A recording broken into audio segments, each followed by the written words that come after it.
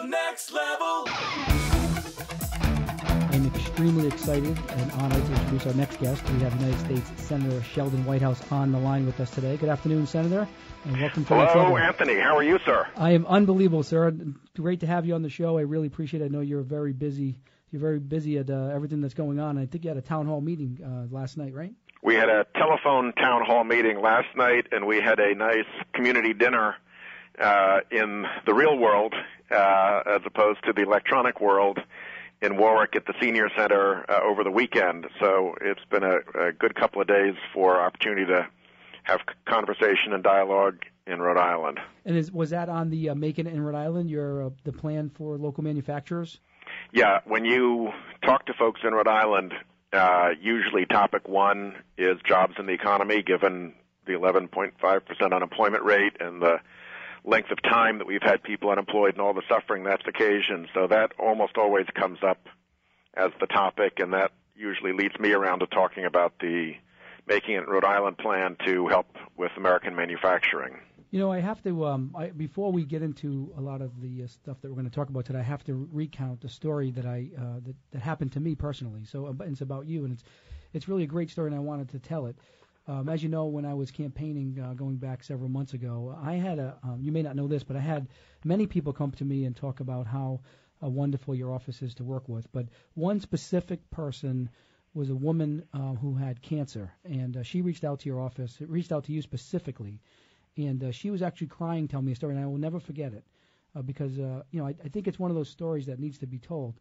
So she had significant problems with cancer and coverage, and you specifically, personally, helped her through that. And that made an indelible mark on me. And I wanted to make sure that the listeners that are listening to the show today and the podcast and everything know that, what you do and what your office does every day, it's real hard work. So I want to congratulate you for that kind of a story out there. And that was one of many, but that specific story stands out in my head. Yeah, well, you're nice to bring that up, Anthony, and I really appreciate that you did, because a lot of people, think of what I do as doing the voting in the Senate and giving speeches in Congress and crafting and negotiating legislation. But there's a very big part of the work that is helping individual Rhode Islanders with specific problems, and it's everything from helping patients like this woman who was having trouble with her insurance coverage to trying to salvage people's vacations when they put the passport in the washing machine and it gets ruined and they need to get a new passport real quick, or even trying to bring home a guy who was trapped in Chile during the earthquakes. A Rhode Islander and his girlfriend were traveling together, and they were stuck there, and we had to figure out a way to get them home. And so we do a lot of that, and, of course, the most that we're doing right now on that is helping families who are stuck with foreclosure to fight their way through the horrible bureaucracy that the banks maintain for people who are faced with trouble keeping their homes. So let's bring it back to Making It in Rhode Island, your plan, and I think that bankruptcy is part of that plan. Is that right? Say again? The bankruptcy is part of the plan there. There is a bankruptcy element, yep. So let's talk about it. If you take a moment, please, and tell the listeners about the plan, and I'd love for you to share it with them. Sure. It has 5 fairly simple points. The first is that we should not be rewarding companies for taking an American job and moving them offshore. One of the things that I have seen as I've toured Rhode Island's manufacturing plants and companies that struck me the most were holes in the floor of a manufacturing facility, and I asked what the holes were, and the holes were where they used to have machines, and they'd unbolted them from the floor, packed them up, and shipped them to South America. Oh, my God. And now those jobs were in South America instead of here in Rhode Island. And so, we don't want to encourage that kind of behavior. And unfortunately, our tax system does encourage that kind of behavior by giving tax advantages for offshore jobs that an American-based job doesn't get. And so I'm trying to eliminate those differentials. Our biggest trade competitor is China, and China cheats by attaching its currency to the dollar so that it can always underprice us and it does so deliberately to build its manufacturing sector. And so I have a piece of legislation that would allow us to treat that as a trade violation and tariff their goods accordingly.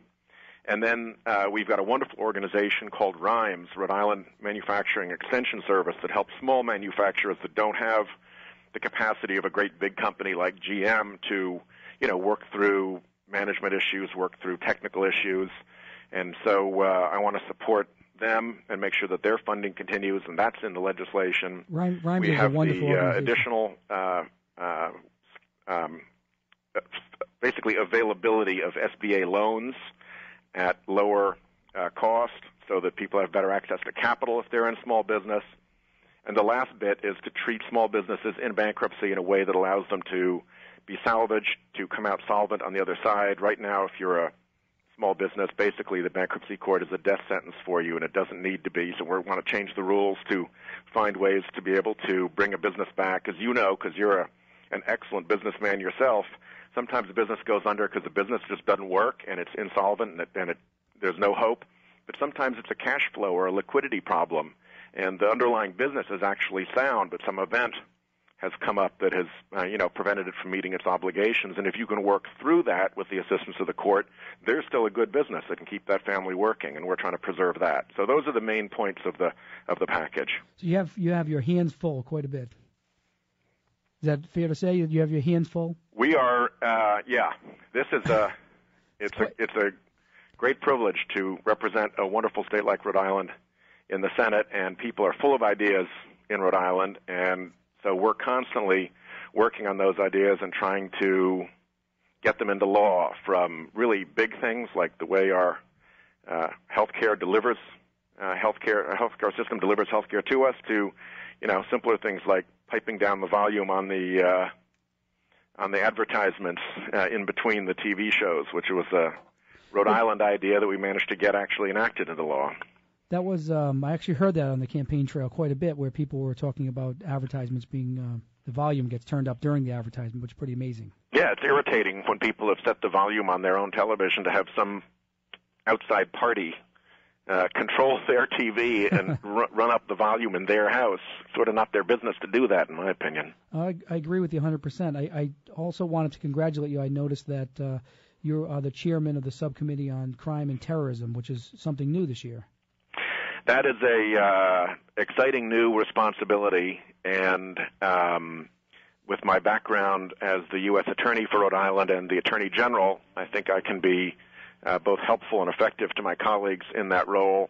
It's also the area in the Judiciary Committee where the issue of cyber crime and cyber terrorism is located, and I've been on the Intelligence Committee focusing on the cyber issues, along with my colleague Jimmy Langevin, who on the House side is their expert on cyber.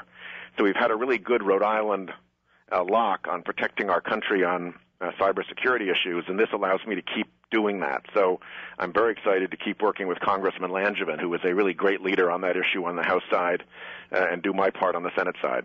And also, I noticed that you have announced recently, and there's been quite a few press releases on different things here. So I'm just kind of going through some, as I was reading and researching last evening, the $10.6 million flood assistance for Rhode Island in addition, and that's something new as well. I'd like you to speak to that if you could. Yeah, as everybody knows, we got hit very hard with the back-to-back floods in March, and the FEMA folks came through and they did a wonderful job of getting out there, getting access to people, setting up their trailers and their tents and their offices all over the state, working with the municipalities. But there were some things that they really couldn't help with. And so with a lot of leadership from Senator Reed, he and I were able to get significant additional funds that are dedicated for Rhode Island flood recovery. And the first chunk of about $13 million came through a little while ago, and the different municipalities that were affected will be distributing that money through their community development block grant programs. And this second chunk of nearly $11 million goes through what's called the Economic Development Assistance Program, and so the towns will be distributing that through their economic development organizations or through the state economic development organization, and they'll be taking applications very soon, and it's a way for towns to rebuild business districts that were flooded and do things like that. So if business was affected during the flood of last year, there's still hope for them with some additional dollars that are coming their way. Exactly. It's a competitive process, and it needs to be worked through the local town or through the state if the town has no economic development authority. So people should call their municipal government if they're interested in getting access to those funds and finding out what kind of a plan the municipality will put together to cover them and to cover their interests. Well, you certainly have your hands full. And then today, your office announced the $568,000 for East Providence and Middletown fire departments, which I found for the thermal imaging cameras and stuff. That is something that's pretty amazing as well. Yeah, that's an exciting new technology, and it's one of those areas where between the emergency response preparedness, the equipment, the training, we want to make sure that we keep the emergency responders in Rhode Island at the very, very forefront of technical capability so that when things go wrong in Rhode Island, we are getting the very, very best emergency service that we can. And so this is a good investment in that. And, just a word on how proud I think we should all be of our first responders. The work that our police, fire, and other municipal employees did through those floods in March was really extraordinary. And just before we got out of here at the end of last year in the so-called lame duck session, we passed the 9/11 bill to protect the first responders who'd gone to New York. And as you know, a lot of Rhode Island firefighters and police officers went right down to ground zero, went right to work to help. And so we can be really proud of them. Well, I certainly want to thank you, Senator, because you do a phenomenal job. And I love to get people of your stature on the show because the listeners want to know exactly what's going on, and you're able to tell them in a way through the show. We're actually hitting quite a few listeners now with all the great things that you're doing. You work very hard. There was one other thing that really stands out in my mind when I met you personally, that you had a significant back problem at the time, but yet you were there in work, working hard for us, and we really appreciate that, and it doesn't go unnoticed. Well, I appreciate it, Anthony. It's a real privilege to be on your show. You're a talented lawyer. You're an extremely accomplished businessman. Your Gloria Gemma Breast Cancer Resource Foundation is just an amazing public service for Rhode Island. And on the day when you see the whole Capitol lit up and the water fire going and know what you kicked off with that, you're a great leader for our state, and I'm privileged to be on your show. Well, thank you very much, and it's here for you. Anytime you need to get the word out about anything, feel free. We'll be happy to get the word out for you. And thank you so much for your time, and look forward to talking to you again. Okay, Anthony. Take care. Thank you.